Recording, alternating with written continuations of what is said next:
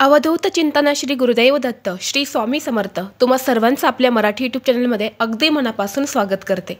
आजचा दिवस तुम्हाला खूप छान सुखाचा आनंदात जाओ ही स्वामींच्या चरणी प्रार्थना करते आणि आज या नवीन व्हिडिओला सुरुवात करते। उद्या 10 मे आणि वार शुक्रवार, तर उद्याच्या दिवशी आलेल्या आहेत 2024 मधली अक्षय तृतीया। अक्षय तृतीया हा सनातन धर्मातील अतिशय महत्त्वाचा उत्सव आहे। अक्षय तृतीयेला अखातीज असंही नाव आहे।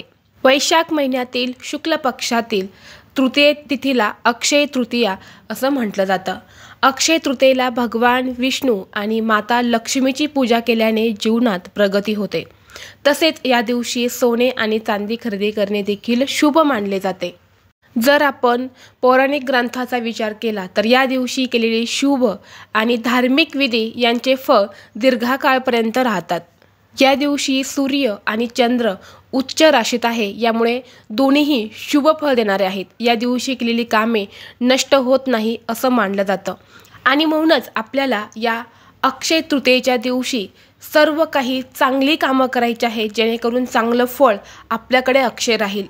त्याचबरोबर या दिवशी चुकूनही कोणतेही वाईट कर्म वाईट कामं आपल्याला करायची नाहीत, नाहीतर ती वाईट कामं आणि कर्म देखील आपल्यासोबत आयुष्यभर शाश्वत राहील। अशा या 2024 मधल्या अक्षय तृतीयेचा प्रारंभ हा 10 मे रोजी सकाळी 4:17 होणार आहे आणि ही तिथी 11 मे रोजी सकाळी 2:05 संपणार आहे। त्यामुळे उदय तिथीनुसार अक्षय तृतीया 10 मे रोजी साजरी केली जाणार आहे, म्हणजे उद्या शुक्रवारच्या दिवशी।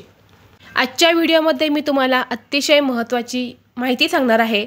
काही उपाय तुम्हाला या व्हिडिओमध्ये सांगणार आहे। हे सगळे उपाय घरच्या लक्ष्मीने म्हणजे घरातल्या स्त्रीने करायचे आहेत। जर घरातल्या स्त्रीने हे उपाय अक्षय तृतीयेच्या दिवशी केले तर नक्कीच घरामध्ये लक्ष्मी चिरकाल वास्तव्य करेल, घरामध्ये स्थिर राहील आणि घरामध्ये पैसा हा येऊ लागेल आणि यामुळेच आपल्या घरातली गरिबी आणि दरिद्री ही निघून जाईल। तर असे कोणते 5 उपाय आपल्याला करायचे आहेत हेच तुम्हाला आज या व्हिडिओमधून मी सांगणार आहे। त्यामुळे तुम्ही व्हिडिओ शेवटपर्यंत नक्की पहा।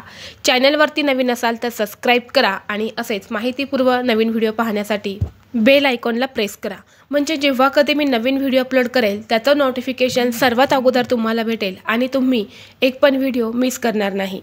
तर पहा, अक्षय तृतीया हा दिवस 3.5 मुहूर्तांपैकी एक मानला जातो। यामुळे या दिवशी सोने चांदी खरेदी केली जाते, नवीन मालमत्ता देखील खरेदी केला जातो।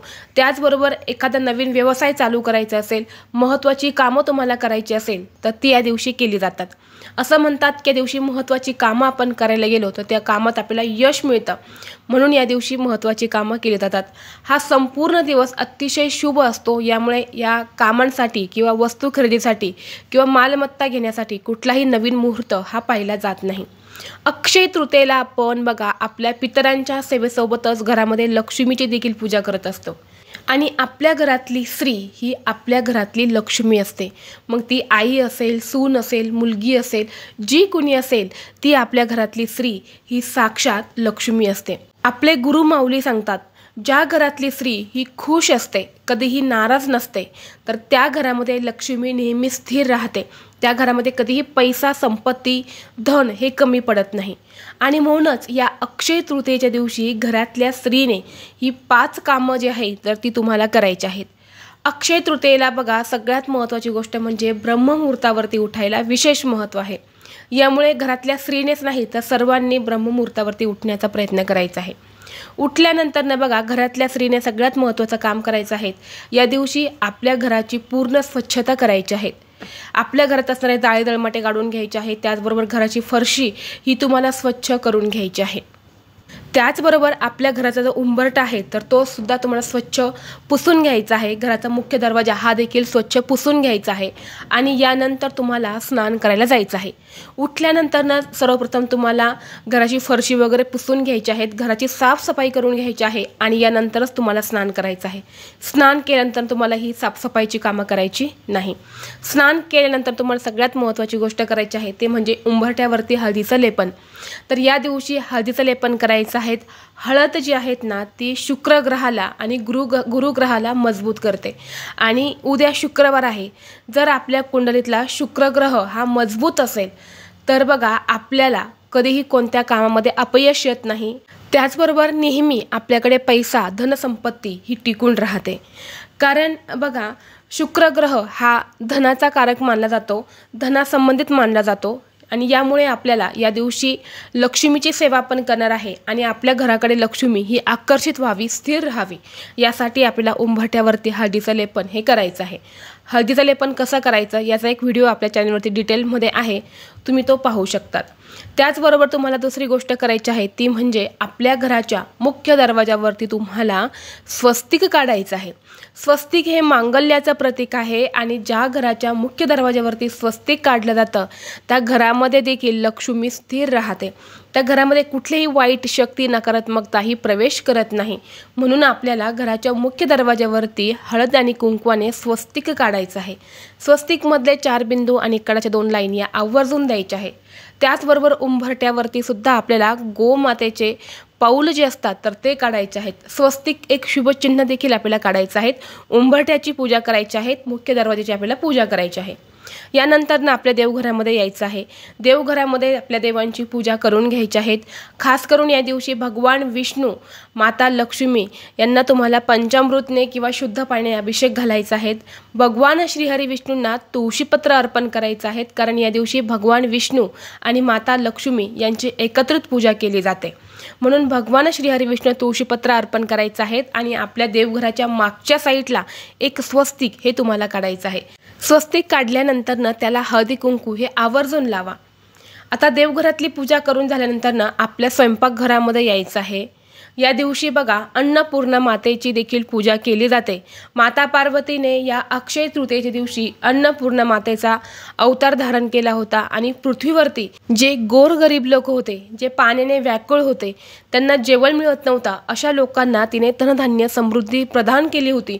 म्हणून या दिवशी अन्नपूर्णा मातेची देखील पूजा करायची असते.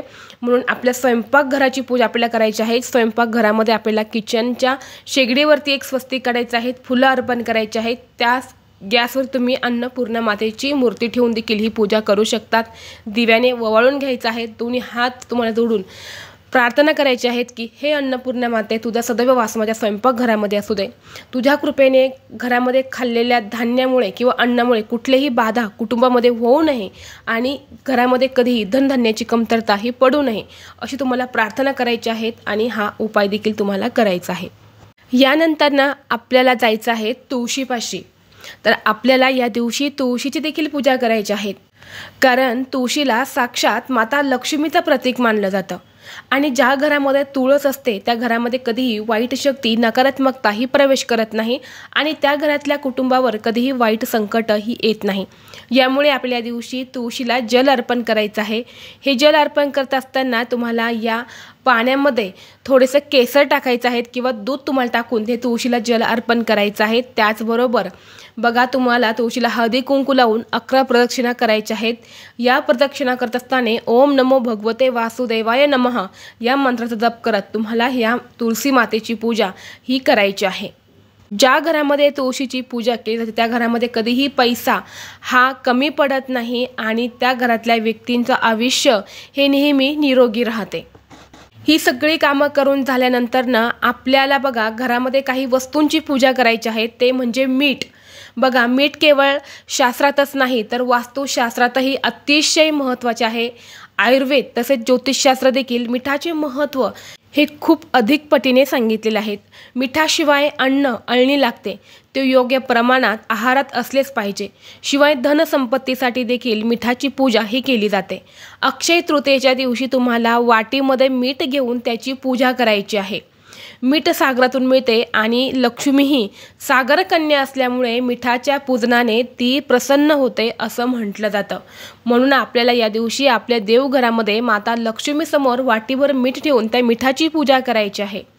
यामुळे तुम्ही देखील हा उपाय तुमच्या घरामध्ये करा. तुमच्या घरामध्ये लक्ष्मी कायम वास्तव्य करेल.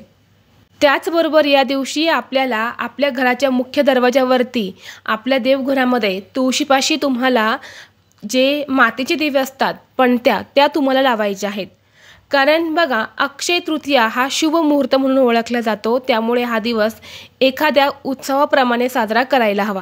यासाठी दिवाळीमध्ये आपण ज्या प्रकारे दिवापंती लावून रोषणाई करतो, त्याचप्रमाणे अक्षय तृतीयेला दारात मातीचा दिवा लावून लक्ष्मीचे स्वागत करावे आणि तिचा आशीर्वाद हा प्राप्त करून घ्यावा किंवा तिचा आशीर्वाद आपल्याला लाभावा म्हणून आपण प्रार्थना करावी आणि असा दिवा हा आपल्या घराच्या मुख्य दरवाजावरती लावावा।